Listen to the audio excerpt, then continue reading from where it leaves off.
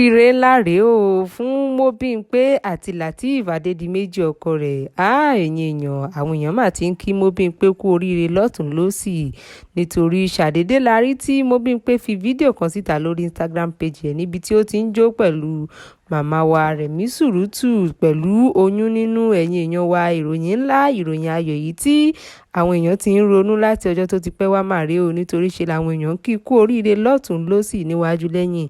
Tí ẹ kò bá gbàgbé, ẹ mọ̀ wípé àwọn ọkọ àtìyàwó yìí ti ṣe ìgbéyàwó láti bí ọdún mélòó kan sẹ́yìn, tó sì jẹ́ wípé wọn kò tí ì bímọ o, tí àwọn èèyàn sì ti fi ń bú wọn lọ́tùn-ún lósì. Ẹ̀yin èèyàn wa, ní báyìí ìròyìn ayọ̀ ti dé.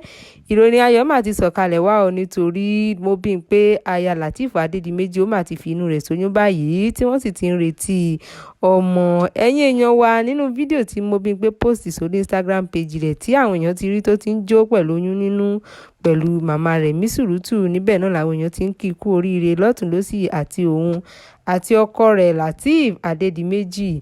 Ẹ̀yin èèyàn wa, ìròyìn ayọ̀ rèé o, ìròyìn láre èyí tí àwọn èèyàn ti ń retí láti ọjọ́ tó ti pẹ́ wá, bó tilẹ̀ jẹ́ wípé ọ̀pọ̀lọpọ̀ ìsọlẹ́nu, ọ̀pọ̀lọpọ̀ ọ̀rọ̀, ọ̀pọ̀lọpọ̀ èébú àti ọ̀pọ̀lọpọ̀ ọ̀rọ̀ ìkòbákùngbé ni wọ́n ti sọ sí àwọn ọkọ àti ìyàwó méjèèjì yìí. Ṣùgbọ́n ní báyìí o, ẹ̀yin èèyàn wa, ìròyìn ayọ̀ mà ti sọ̀kalẹ̀ wá o, nítorí wọ́n mà ti ń retí ọmọ báyìí.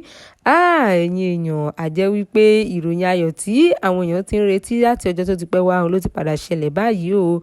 Bó tilẹ̀ jẹ́ wípé ọ̀pọ̀lọpọ̀ ọ̀rọ̀ màná ti sọ sí ọkọ àti ìyàwó yìí, ọ̀pọ̀lọpọ̀ èébú, ọ̀pọ̀lọpọ̀ ọ̀rọ̀ tó jẹ́ wípé ó máa ń gba omijé lójú ẹni ni wọ́n ti sọ sí arábìnrin Mobímpé yìí, tó sì jẹ́ wípé ó ń tẹ gbogbo rẹ̀ mọ́ra, ó ń gbà á mọ́ra, kò fi ṣèbínú, bẹ́ẹ̀ ni kò fi ṣèjà.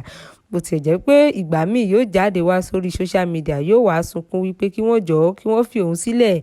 Bẹ́ẹ̀ sì ni ọkọ rẹ̀ ó sọ wípé kí wọ́n fi ìyàwó òun sílẹ̀ o, nítorí wípé Ọlọ́run ló ń fúnni lọ́mọ o. Tó bá tó àsìkò fún Ọlọ́run láti fún àwọn ní ọmọ, yóò fún wọn ní ọmọ tó tẹ́ lọ́rùn. Ẹ̀yin èèyàn wa, báyìí Mobímpé mà ti finú ṣoyún o, nítorí tí ẹ bá dé orí Instagram page rẹ̀ lẹ́ ó ti rí ibi tó ti ń jó pẹ̀lú màmá Rẹ̀mí Sùrùtù pẹ̀lú oyún nínú. Ìròyìn ayọ̀ rèé o, ẹ̀yin èèyàn wa, nítorí àwọn èèyàn ti ń retí ìròyìn yìí láti ọjọ́ tó ti pẹ́ wá. Tí ẹ kò bá gbàgbé, a ti sọ fún yín wípé bó bá ṣe ń lọ síwájú sí i lórí ọ̀rọ̀ Lateef Adédìméjì àti Mobímpé, a ó máa mú wá sétí ìgbọ́yín. Tó, ẹ̀yin èèyàn wa, a tún ti mú wá fún yín o, bó ṣe ń lọ lórí àwọn lọ́kọláya yìí.